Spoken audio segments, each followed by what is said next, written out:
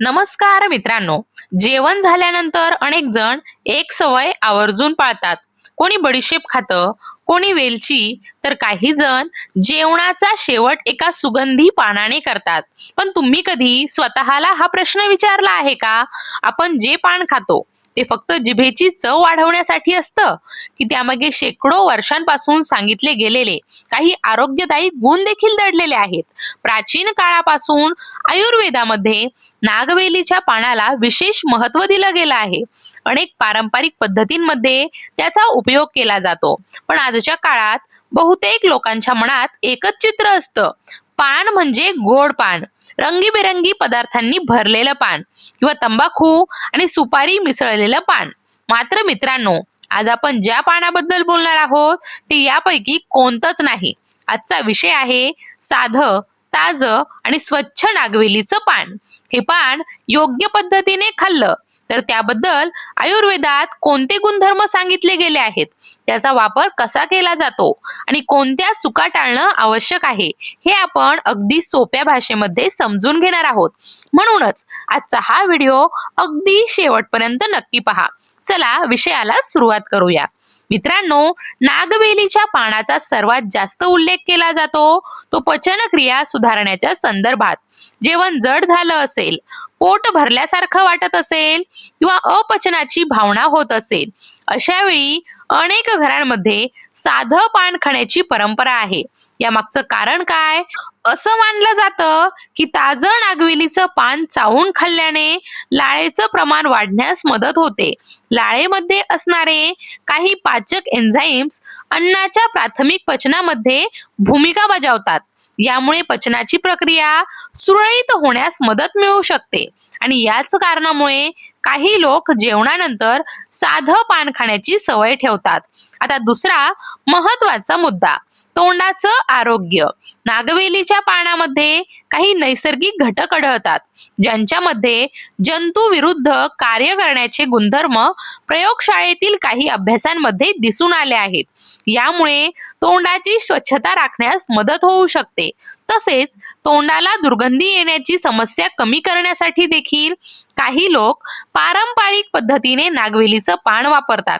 मात्र जर दातांमध्ये सतत त्रास, हिरड्यांमधून रक्त येणं किंवा तीव्र दुर्गंधी असेल तर दंतवैद्याचा सल्ला घेणं आवश्यक आहे. आता पुढचा मुद्दा हा बद्धकोष्ठतेबद्दल. काही पारंपरिक उपचार पद्धतींमध्ये सकाळी साधं नागवेलीचं पान किंवा त्याचा मर्यादित वापर पचन सुरळीत ठेवण्यासाठी केला जातो. असं मानलं जातं की त्यामुळे पोट साफ होण्यास मदत मिळू शकते. मात्र प्रत्येक व्यक्तीची प्रकृती ही वेगळी असते, म्हणून सतत बद्धकोष्ठतेचा त्रास असल्यास त्याचं मूळ कारण शोधणं अधिक महत्वाचं असतं. आता पुढचा विषय, सर्दी, खोकला आणि कफ. आयुर्वेदामध्ये नागवेलीच्या पानाचे काही गुणधर्म वर्णन केलेले आहेत. काही ठिकाणी तूप लावून गरम केलेलं पान छातीवर ठेवण्याची पारंपरिक पद्धत सांगितली जाते. तसेच काही लोक तुळस आणि मधासोबत त्याचा वापर करतात. मात्र हे घरगुती उपाय वैद्यकीय उपचारांचा पर्याय नाहीत. लक्षणे वाढत असतील किंवा ताप, श्वास घेण्यात त्रास यांसारख्या समस्या असतील तर डॉक्टरांचा सल्ला घेणं आवश्यक आहे. आता पुढचा मुद्दा, डोकेदुखी. काही पारंपरिक पद्धतींमध्ये नागवेलीच्या पानाचा लेप कपाळावर लावला जातो. त्यामुळे काही लोकांना थंडावा जाणवतो आणि आराम मिळाल्याचा अनुभव येतो.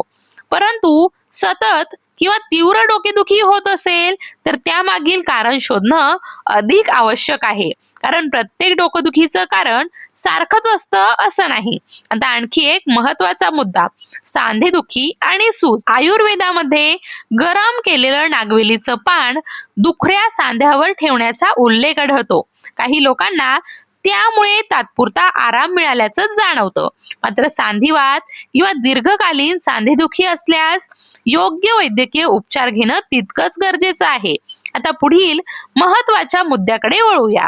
मित्रांनो, नागवेलीच्या पानाबद्दल बोलताना अनेकदा असा दावा केला जातो की ते रक्तातील साखरेच्या व्यवस्थापनासाठी उपयुक्त ठरू शकतं.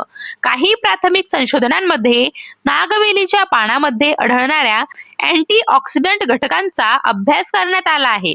या अभ्यासामध्ये काही सकारात्मक निरीक्षणे नोंदवली गेली असली तरी केवळ पान खाल्ल्याने मधुमेह नियंत्रित होतो किंवा औषधांची गरज संपते असा ठोस वैज्ञानिक निष्कर्ष उपलब्ध नाही. म्हणूनच जर एखाद्या व्यक्तीला टाईप 2 मधुमेह असेल तर डॉक्टरांनी दिलेली औषधे, योग्य आहार आणि नियमित व्यायाम यांनाच प्राधान्य द्यावं.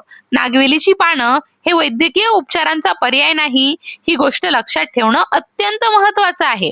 आता पुढचा मुद्दा, लहान जखमा आणि त्वचेची काळजी.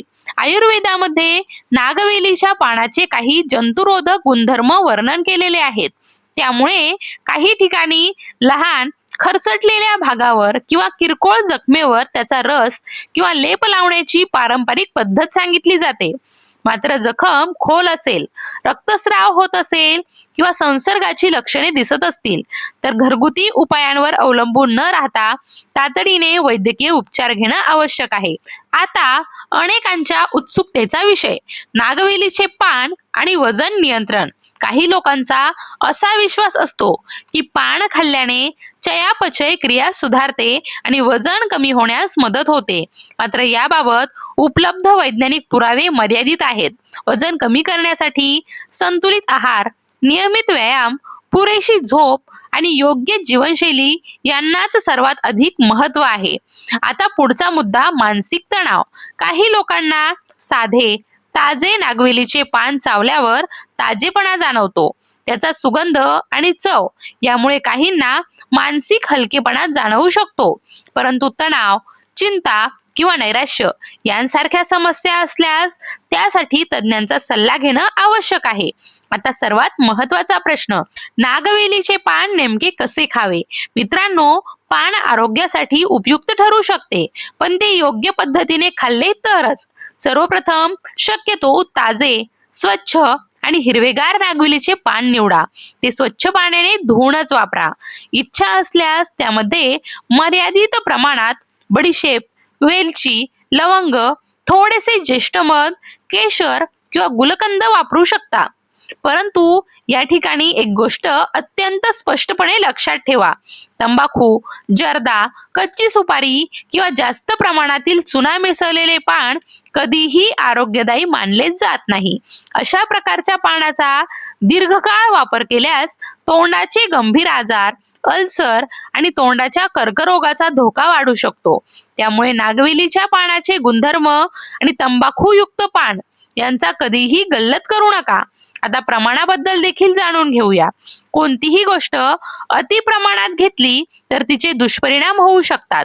त्यामुळे नागवेलीचे पानही मर्यादित प्रमाणातच घ्यावं. याशिवाय बाजारात मिळणारे अतिगोड, कृत्रिम रंग, सिरप किंवा जास्त साखर असलेले तयार पान नियमितपणे खाणं टाळणं अधिक योग्य ठरतं. कारण अशा पदार्थांमध्ये साखर आणि इतर मिश्रित घटकांचे प्रमाण जास्त असू शकते. आणखी एक महत्त्वाची सूचना, जर तुम्हाला एखादा गंभीर आजार असेल, नियमित औषधे सुरू असतील किंवा कोणत्याही पदार्थांची ॲलर्जी असेल तर नागवेलीचे पान नियमित आहारात समाविष्ट करण्यापूर्वी डॉक्टरांचा सल्ला घेणं अधिक सुरक्षित राहील. मित्रांनो, आजच्या संपूर्ण चर्चेचा निष्कर्ष अगदी सोपा आहे. नागवेलीचे पान हे आपल्या पारंपरिक संस्कृतीचा एक भाग आहे. आयुर्वेदात त्याचे अनेक गुणधर्म वर्णन केले आहेत आणि काही विषयांवर वैज्ञानिक संशोधन देखील सुरू आहे. मात्र कोणत्याही एका नैसर्गिक पदार्थाकडून सर्व आजारांवर चमत्कारिक परिणाम होईल अशी अपेक्षा ठेवणं योग्य नाही. योग्य आहार, संतुलित जीवनशैली, नियमित व्यायाम आणि गरज पडल्यास योग्य वैद्यकीय उपचार यांच्यासोबत अशा पारंपरिक गोष्टींचा विचार करणं अधिक शहाणपणाचं ठरतं. म्हणून पुढच्या वेळी नागवेलीचं पान तुमच्या समोर आलं तर ते फक्त चवीसाठी नाही, तर त्यामागील परंपरा, योग्य वापर आणि मर्यादेचं महत्त्व देखील नक्की लक्षात ठेवा. पुन्हा भेटूया अशाच एका संशोधना आधारित उपयुक्त आणि आरोग्यविषयक महत्त्वाच्या विषयासह. तोपर्यंत स्वतःची आणि आपल्या कुटुंबाची काळजी घ्या. धन्यवाद.